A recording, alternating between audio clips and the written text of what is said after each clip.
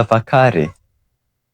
Utumwa mbaya zaidi si wa pingu, bali ni wa dhambi.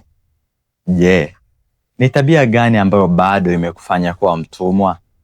Ni ulevi, ni uongo, ni uvivu, ni hasira, ama ni uzinzi? Leo fanya kitendo cha uhuru.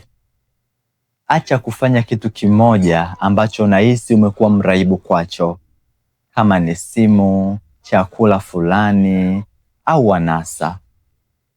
Tuombe. Bwana, nifanye kuwa huru kweli kweli. Kweli yako iuangaze moyo wangu, ili nisiongozwe na uongo wa Shetani, bali na mwanga wa Roho wako Mtakatifu. Tunaomba hayo kwa njia ya Kristo Bwana wetu. Amina.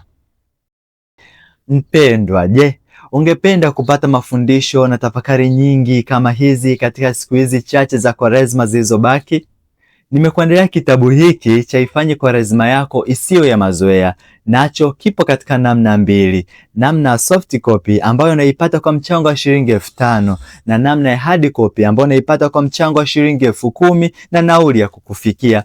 Ukikihitaji, bofya kiungo kilichopo mkono wako wa kushoto kilichoandikwa Order yours today. Fuata maelekezo yake, nacho kitakuleta inbox kwangu, nami nitakupatia kitabu chako huko. Kama maelezo hayo ni magumu kwa kuyafuata, basi tumia namba hii iliyopo katika screen yako kunitumia ujumbe wa WhatsApp kwamba unahitaji kitabu hard copy ama soft copy, nami nitafanya utaratibu wa wewe kukipata. Ni mimi mtumishi wenu mdogo nisiyestahili, Oscar Mkatoliki. Tumsifu Yesu Kristo.